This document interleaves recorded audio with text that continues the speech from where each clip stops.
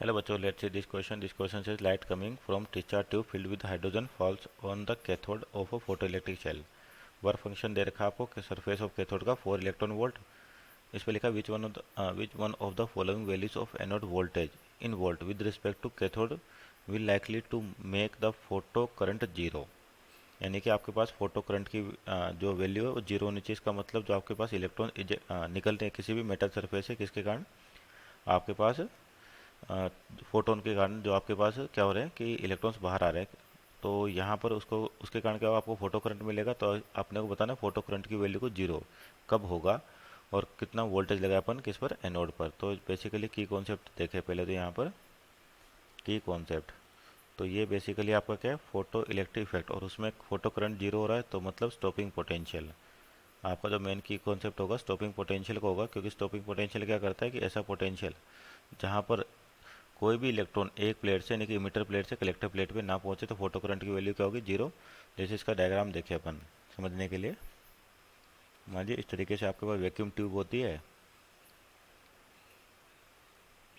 यहाँ पर emitter plate होती है और ये कलेक्टर प्लेट है आपके पास ऐसे.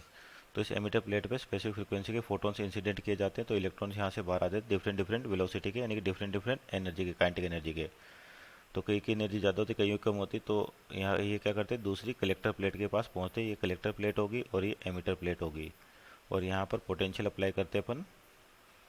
तो ये इस तरह से पोटेंशियल अप्लाई करे तो क्या होता है, इलेक्ट्रॉन को इसकी वजह से भी हेल्प मिलती है. तो इलेक्ट्रॉन आगे की ओर जाने लगते हैं, सर्किट कंप्लीट होता है. सर्किट में आपको करंट शो होता है जिसको बोलते हैं फोटो करंट जीरो, और फोटो करंट कहते हैं. और फोटो करंट को अब जीरो करना है अपने को. क्या करना है, जीरो. इसका मतलब जो इलेक्ट्रॉन्स है यहाँ पर डिफरेंट डिफरेंट एनर्जी के, मान लीजिए ऐसे भी कुछ इलेक्ट्रॉन होंगे जिनकी एनर्जी काफ़ी ज़्यादा होगी, यानी कि मैक्सिमम होगी.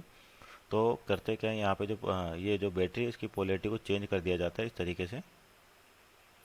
तो यानी कि यहाँ पर जो इलेक्ट्रॉन्स पहले क्या था, नेगेटिव चार्ज था यहाँ पर कनेक्ट, तो नेगेटिव नेगेटिव को क्या करते हैं, आपको रिपेल कर रहे थे. लेकिन जैसे पॉजिटिव चार्ज आया तो ये इलेक्ट्रॉन इस एमिटर प्लेट की ओर वापस कलेक्ट होना शुरू हो देंगे. और धीरे धीरे मान लीजिए वोल्टेज की वैल्यू बढ़ाते रहें तो एक ऐसा वोल्टेज होगा कि जो मैक्सिमम एनर्जी का इलेक्ट्रॉन था वो भी क्या हो रहा है, इस वाले प्लेट पे नहीं पहुंच पा रहा, पहुंचने से पहले रिटर्न हो गया. तो उस केस में आपको फोटो करंट क्या हो जाएगा, जीरो हो जाएगा. और वो पोटेंशियल कहलाता है स्टॉपिंग पोटेंशियल. तो यहाँ पर जो डेटा दे रखा है उसके अकॉर्डिंग देखिए आपको क्या क्या दे रखी है वैल्यूज. स्टॉपिंग पोटेंशियल ये हो गया.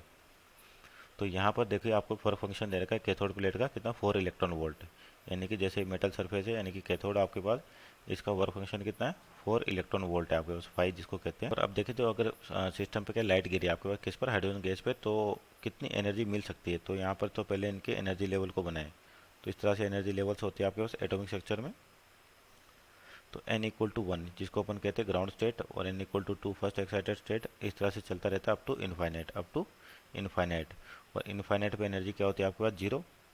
और ग्राउंड स्टेट पे एनर्जी माइनस का 13.6 Z square by N square. तो जेड कितना, 1 है हाइड्रोजन एटम के लिए, एन की वैल्यू 1 है.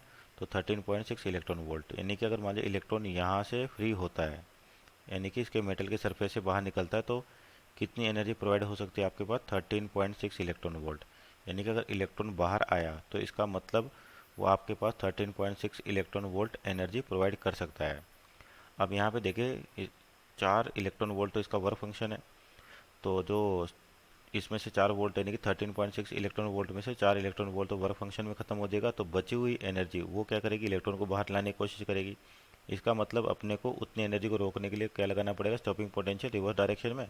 तो जो स्टॉपिंग पोटेंशियल की वैल्यू है वो आपकी ज़्यादा होनी चाहिए किससे, 13.6 माइनस 4 यानी कि 9.6 वोल्ट से. तो यानी कि स्टॉपिंग पोटेंशियल आपका 9.6 वोल्ट से ज़्यादा होना चाहिए. तो यहाँ पर चेक करते तो ऑप्शन नंबर जो आपको डी दिखाई दे रहा है दैट इज़ 10 वोल्ट, ये अपना राइट आंसर होगा. क्योंकि स्टॉपिंग पोटेंशियल की वैल्यू अगर फोटो करंट को जीरो करना है तो कितना होना चाहिए, 9.6 वोल्ट से ज़्यादा होना चाहिए.